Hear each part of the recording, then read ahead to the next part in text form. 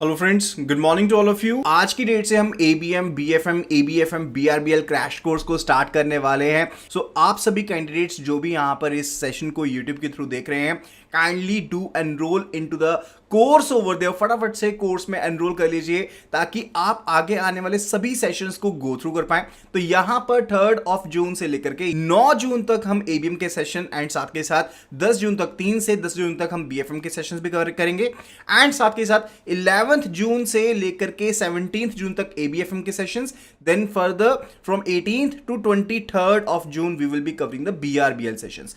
अब इन सेशंस में हम पर्टिकुलरली सभी के सभी जो इंपॉर्टेंट टॉपिक्स है उनको कवर करने वाले हैं। फटाफट से ऑडियो वीडियो क्वालिटी को कंफर्म कर दीजिए ताकि मैं यहां पर लेक्चर को आगे स्टार्ट कर पाऊं एंड अगर कोई भी तरह का इशू आपके पास रहता है तो kindly please do let me know in the chat box.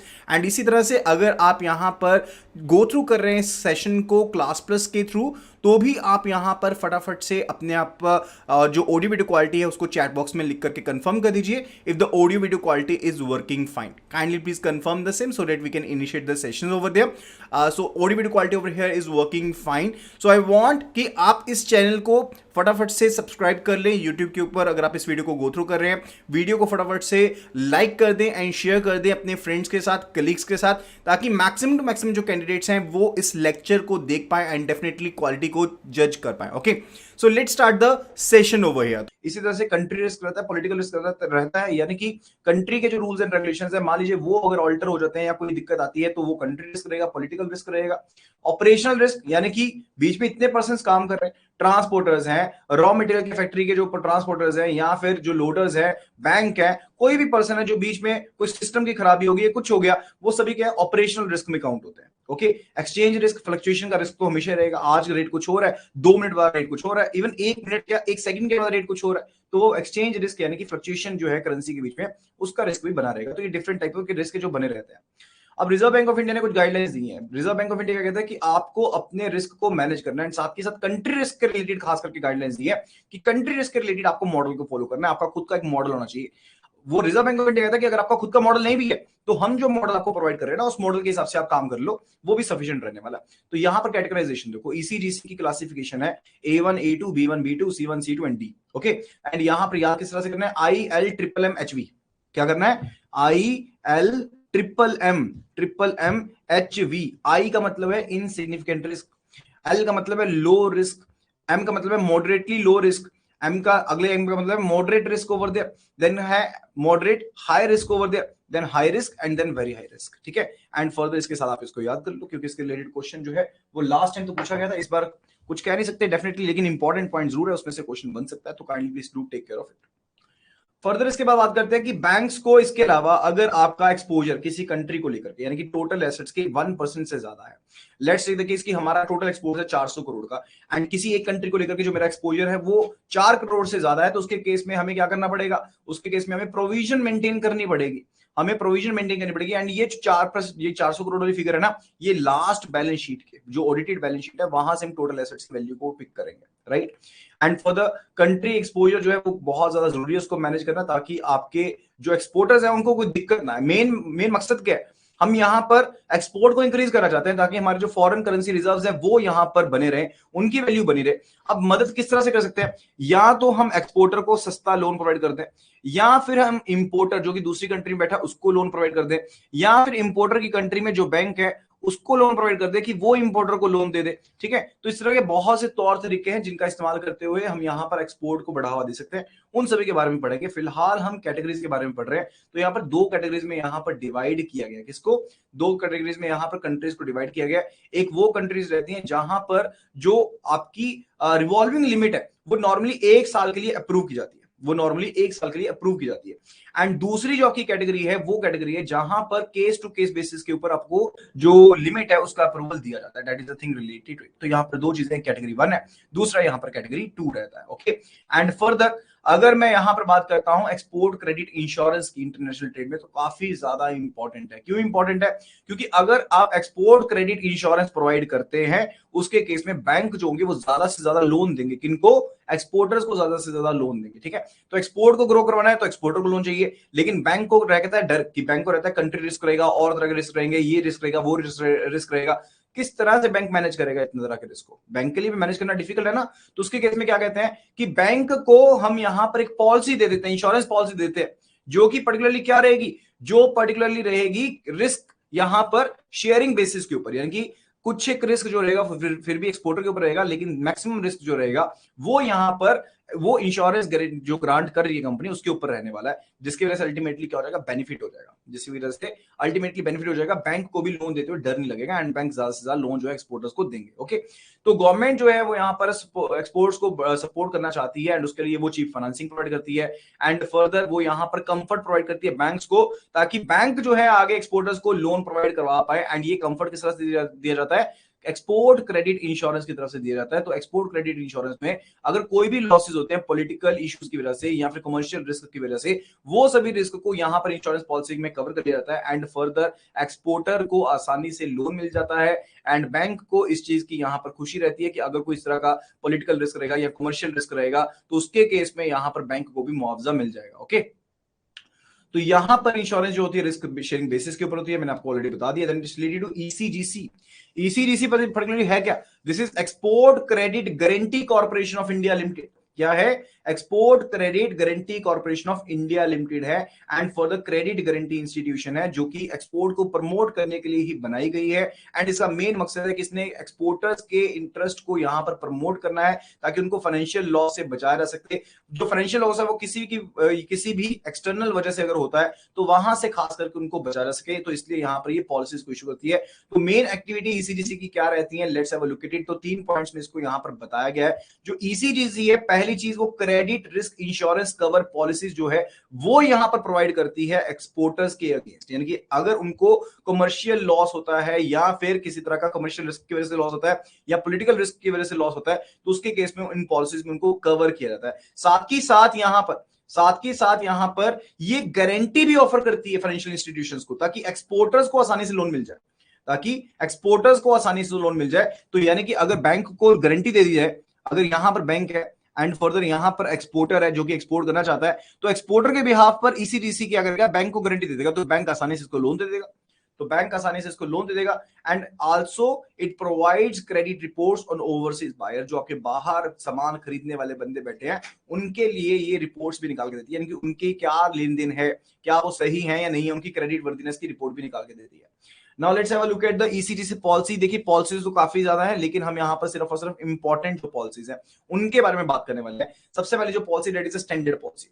Standard policy यानी कि नॉर्मल, बिल्कुल जो एक जेनेरिक पॉलिसी रहती है ना, वो आपकी स्टैंडर्ड पॉलिसी है। ठीक है, standard policy short term exports को यहां पर कवर करती है। 24 महीने के जो भी आपकी शिपमेंट्स होने वाली हैं उसके रिलेटेड आपको पहले एक डिक्लेरेशन देनी पड़ेगी। That is why it is said to be declaration type policy. इसको क्या कहते हैं, डिक्लेरेशन टाइप पॉलिसी होती है एंड शॉर्ट टर्म एक्सपोर्ट्स को ये कवर करती है, 24 महीने को ये कवर करती है एंड जो कोई भी आपकी शिपमेंट्स होगी 24 महीने में उनको यहां पर ये कवर करेगी। एंड फर्दर ये उन एक्सपोर्टर्स को इशू की जाती है जिनकी जो एंटीसिपेटेड एनुअल एक्सपोर्ट टर्नओवर जो है वो 50 लाख से ज्यादा है। जहां पर उनकी एंटीसिपेटेड एनुअल एक्सपोर्ट टर्नओवर है वो 50 लाख से ज्यादा है, वहां पर स्टैंडर्ड पॉलिसी जो होती है वो यहां पर इशू की जाती है। 2 तरह के रिस्क को कवर करती है, एक तो यहां पर कमर्शियल रिस्क, पॉलिटिकल रिस्क को कवर करती है। अगर पॉलिसी की डिफरेंट टाइप के बारे में देखें तो एक मेरे पास कॉम्प्रिहेंसिव आपके पास policy, shipment policy. Comprehensive shipment policy में आपके पास यहां पर कमर्शियल एंड पॉलिटिकल दोनों तरह के रिस्क कवर होते हैं। अगर मैं शिपमेंट पॉलिटिकल रिस्क पॉलिसी देखता हूं तो उसके केस में सिर्फ और सिर्फ जो पॉलिटिकल रिस्क है वो यहां पर कवर होता है। अगर कॉन्ट्रैक्ट के हिसाब से देखता हूं तो यहां पर जो आपके पास जो कवर होगा वो डेट ऑफ कॉन्ट्रैक्ट से होगा, यानी कि शिपमेंट पॉलिसी के केस में जो कवर होगा वो शिपमेंट की डेट से होगा, लेकिन यहां पर कॉन्ट्रैक्ट पॉलिसी में जो कवर होगा वो कॉन्ट्रैक्ट की डेट से होगा, यानी कि जिस डेट को यहां पर कॉन्ट्रैक्ट हुआ, किसका, एक्सपोर्टर इंपोर्टर का कॉन्ट्रैक्ट हुआ, उस डेट से यहां पर पर्टिकुलरली क्या होगा, वो वैलिड रहेगी। That is a contract comprehensive policy. Cover उसमें भी आपके पास जो कमर्शियल रिस्क है, पॉलिटिकल रिस्क है, वो दोनों कवर रहेंगे, लेकिन from the date of contract. ठीक है, एंड फर्दर एक कॉन्ट्रैक्ट आपके पास पॉलिटिकल रिस्क पॉलिसी जिसमें पॉलिटिकल रिस्क अकेला कवर रहेगा। शिपमेंट रिस्क पॉलिसी यहां पर जो पॉलिटिकल रिस्क है वो यहां पर कवर रहेगा, कमर्शियल रिस्क कवर नहीं रहेगा, लेकिन ये from the date of the contract यहां पर कवर रहने वाला है। That is the thing related to it. Okay, further standard policy जो होती है उसमें क्या क्या रिस्क कवर किया जाता है, जैसे मैंने आपको बताया कि दो रिस्क मेनली कवर हो रहे हैं, एक कमर्शियल रिस्क है, दूसरा मेरे पास यहाँ पर पॉलिटिकल रिस्क है। कमर्शियल रिस्क क्या होता है कि बायर इंसॉल्वेंट हो जाए, बायर बैंकरप्ट हो जाए, या फिर बायर जो है वो डिफॉल्ट कर दे, वो गुड्स को एक्सेप्ट ना करे स्पेसिफाइड पीरियड में, या फिर वो कॉन्ट्रैक्ट को इसे मना कर दे कि मैंने तो कॉन्ट्रैक्ट किया नहीं है। तो इस तरह की कंडीशंस को कवर करता है। कौन से रिस्क को कवर करता है? कमर्शियल रिस्क में ये सब चीजें कवर होती है। अगर पॉलिटिकल रिस्क की बात करें तो अगर यहां पर जो बायर है उसकी कंट्री की जो गवर्नमेंट है उसने कोई इंपोजिशन लगा दी, उसने कोई इंपोजिशन लगा दी, जैसे मान लो कि वॉर छिड़ पड़ा, ठीक है, उसकी वजह से उन्होंने ब्लॉकेज कर दिया कि हम कोई सामान एक्सेप्ट नहीं करेंगे, कोई रेवोल्यूशन आ गई या फिर कोई सिविल डिस्टर्बेंस है उसकी वजह से उन्होंने कोई रूल बना दिया, तो वो सभी रिस्क भी यहां पर कवर रहते हैं। That is a political risk के अंदर वो चीजें कवर रहती हैं, ठीक है। That is a thing related to it, that is a thing related it. Further small exporter policy, second जो पॉलिसी है वो कौन सी है? स्मॉल एक्सपोर्टर पॉलिसी है। Small exporter policy standard policy का छोटा रूप है। यहां पर ये भी डिक्लेरेशन टाइप पॉलिसी है, इसमें सिर्फ 12 महीने में जो आप डिक्लेरेशन देंगे वो यहां पर कवर होगी। एंड फर्दर इसमें मैक्सिमम वही एक्सपोर्टर आ सकते हैं, इसमें सिर्फ वही एक्सपोर्टर शामिल रहेंगे जिनकी जो आपकी प्रोजेक्टेड एंटीसिपेटेड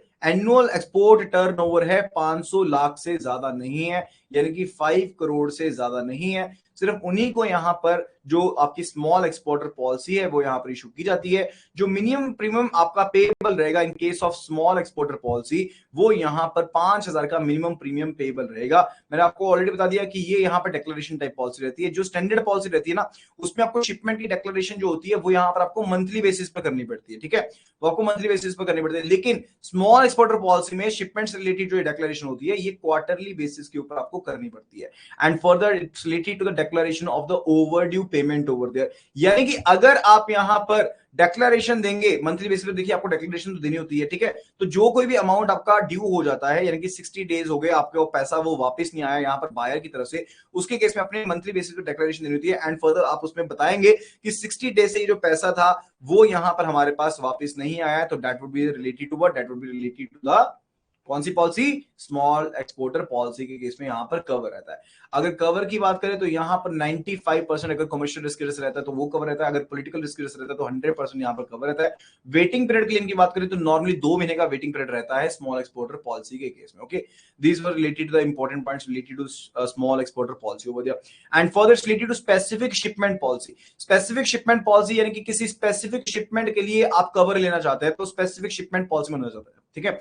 जैसे कि अगर शॉर्ट टर्म पॉलिसी की बात करें तो शॉर्ट टर्म में जो भी शिपमेंट्स होगी आप उनको कवर करवा सकते हैं, लेकिन डेफिनेटली कोई फायदा नहीं है ना, हो सकता है कि मैं किसी स्पेसिफिक शिपमेंट को कवर करना चाहता हूं एंड हर एक शिपमेंट को कवर नहीं करना चाहता हूं उस पॉलिसी के अंदर, तो यहां पर स्पेसिफिक शिपमेंट पॉलिसी है जो कि शॉर्ट टर्म के लिए होती है। एंड फर्दर ये भी commercial risk and further political risk को कवर करती है। एंड फर्दर यहां पर ये सिर्फ और सिर्फ उन एक्सपोर्ट्स को कवर करेगी, यानी कि उन शिपमेंट्स को कवर करेगी जिनमें जो आपके पर्टिकुलरली ट्रेड क्रेडिट दिया यानी कि टर्म क्रेडिट दिया है आपने बायर को, वो 180 डेज से ज्यादा नहीं है। जो 180 डेज से ज्यादा नहीं, सिर्फ वही यहां पर कवर रहेंगे, ठीक है। तो अगर मैं स्टैंडर्ड पॉलिसी की बात करता हूं तो उसके केस में क्या था कि मिनिमम टर्नओवर जो है वो 50 लाख से ज्यादा होगी तो यहां पर पॉलिसी ले सकते हैं। अगर मैं स्मॉल एक्सपोर्टर पॉलिसी की बात करता हूं तो उसके केस में क्या था कि जिनकी टर्नओवर जो है वो 500 लाख से ज्यादा है वो यहां पर एलिजिबल नहीं है, ठीक है। तो हमने यहां पर ये चीज पढ़ी थी। एंड फर्दर अगर मैं स्पेसिफिक शिपमेंट पॉलिसी की बात करूं, स्पेसिफिक शिपमेंट पॉलिसी की बात करूं तो इसके केस में अगर आपके पास जो शॉर्ट टर्म क्रेडिट है, शॉर्ट टर्म क्रेडिट जो है, short term credit that should not be exceeding 180 days, वो 180 दिन से ज्यादा यहां पर नहीं होना चाहिए। That is related to specific shipment policy over there. And further जो स्पेसिफिक आपकी शॉर्ट टर्म पॉलिसी होती है वो स्पेसिफिक शिपमेंट पॉलिसी हो सकती है जो कि यहां पर दोनों तरह के रिस्क यानी कि political risk and commercial risk दोनों तरह के रिस्क को कवर करेगी। या फिर आपकी specific shipment political risk policy हो सकती है जिसमें सिर्फ और सिर्फ आपके पास पॉलिटिकल रिस्क कवर रहेगा। या फिर आपकी specific shipment insolvency and default of LC opening bank and political risk policy रहेगी जिसमें अगर बायर डिफॉल्ट कर देता है, इंसॉल्वेंसी हो जाती है या फिर ओपनिंग बैंक जो होता है वो पैसे देने को मना कर देता है। हमने पढ़ा था ना लेटर ऑफ क्रेडिट के बारे में, तो अगर यहां पर ओपनिंग बैंक कहता है कि मैं तो यहां पर ऑनर नहीं करूंगा आपकी डिमांड को, तो उसके केस में यहां पर ये पॉलिसी हेल्प आउट करेगी। एंड साथ ही साथ इसमें पॉलिटिकल रिस्क भी कवर रहते हैं। तो शॉर्ट टर्म पॉलिसी होती है इसके 3 वेरिएंट है। Okay, Then it's related to exports specific buyer policy। देखिए एक तो होगी हमारी स्पेसिफिक शिपमेंट पॉलिसी जहां पर स्पेसिफिक शिपमेंट को कवर किया यानी कि मल्टीपल बोरोज की स्पेसिफिक शिपमेंट को हम यहां पर कवर कर सकते हैं। लेकिन एक होती है हमारी एक्सपोर्ट स्पेसिफिक बायर पॉलिसी। अब स्पेसिफिक बायर पॉलिसी जिसको बीपीएसटी यानी कि बायर वाइज पॉलिसी के नाम से भी जानते हैं, buyer wise short term policy के नाम से भी जानते हैं, यहां पर आप किसी पर्टिकुलर बायर की जो भी यहां पर शिपमेंट्स होंगी उनको यहां पर कवर कर सकते हैं, यानी कि उनसे रिलेटेड जो भी कमर्शियल रिस्क है, पॉलिटिकल रिस्क है, उनको हम यहां पर शॉर्ट टर्म पीरियड के लिए यहां पर कवर अप कर सकते हैं। That's it is related. And इसके भी हमारे पास 3 वेरिएंट होते हैं। बायर वाइज आपके पास है commercial and political risk policy है, एक अकेली पॉलिटिकल रिस्क पॉलिसी है, एक आपके पास insolvency and default of the LC opening bank and the political risk policy है, जो कि शॉर्ट टर्म के लिए रहती है। यानी कि हमारे पास SSP and further export buyer wise policy की बात करें, यानी कि बीपीएसटी की बात करें, ये भी आपकी शॉर्ट टर्म पॉलिसी जो कि स्पेसिफिक बायर के लिए यहां पर इशू की जाती है। Okay, then further it's related to buyer exposure policy. जैसे कि मैं यहां पर किसी बायर से related specific amount of exposure को कवर करना चाहता हूं, ठीक है, तो ये पॉलिसी किस में कवर होगी, ये भी बीपीएसटी की टाइप में कवर होगी, that is a buyer exposure policy, जहां पर मैं स्पेसिफिक बायर का पर्टिकुलर अमाउंट ऑफ एक्सपोजर जो है वो यहां पर कवर करना चाहता हूं। And further that is all related, इसके बारे में और कुछ भी जानने की आपको जरूरत नहीं है। And further it's related to the export turnover policy over there. Export turnover policy जो है स्टैंडर्ड पॉलिसी का ही एक वेरिएशन है, एंड जो ये लार्ज एक्सपोर्टर्स होते हैं ना उनको यहां पर बेनिफिट मिल जाता है। एंड फर्दर ये उन जो एक्सपोर्टर्स है उनको इशू की जाती है जिनका जो ईयरली प्रीमियम है वो 10 लाख से ज्यादा बन जाता है, वो यहां पर एक्सपोर्ट टर्नओवर पॉलिसी को यहां पर पार्टिसिपेट कर सकते हैं। तो यहां पर वो एक पहले ही डिक्लेरेशन दे देंगे, यानी कि जैसे ही साल स्टार्ट होगा उस टाइम पर ये डिक्लेरेशन दे देंगे कि हमारा एंटिसिपेटेड इतना एक्सपोर्ट होने वाला है, उसके बेस पर जो प्रीमियम होगा वो यहां पर पे कर देंगे। And further at the end of the year जो प्रीमियम एक्स्ट्रा गया होगा वो यहां पर क्या हो जाएगा, एडजस्ट हो जाएगा एक्चुअल के हिसाब से। एंड फर्दर क्योंकि ये यहां पर टर्नओवर के हिसाब से जहां पर बड़े ये पर्टिकुलरली एक्सपोर्टर के लिए है, वहां पर जिनकी टर्नओवर जितनी ज्यादा होगी उतना एडिशनल डिस्काउंट भी यहां पर मिल जाता है। तो काफी सिंप्लीफाइड एंड बड़े एक्सपोर्टर्स के लिए काफी ज्यादा बेनिफिशियल है। वैलिडिटी की बात करें तो यहां पर 1 साल के पीरियड के लिए जो पॉलिसी होती है इशू की जाती है। That is related to the consignment exports policy over there. It's related to the consignment export policy over there. Consignment export का मतलब क्या होता है, कंसाइनमेंट एक्सपोर्ट का मतलब होता है कि जहां पर ना डायरेक्ट सेलिंग नहीं करनी हमने, यहां पर हमने पहले यहां पर ओवरसीज कंट्री में अपने किसी एजेंट को सामान बेचना है या ओवरसीज सेंटर में सामान भेजेंगे एंड फर्दर वहां पर वो सामान आगे बेचेगा, तो एक टाइम लग रहता है, एक्चुअल सेल में, एक टाइम लग रहेगा किसमें, एक्चुअल सेल में टाइम लग रहता है। एंड फर्दर वो कौन सी पॉलिसी कवर करती है, that is covered under what, that is covered under this particularly consignment export policy over there।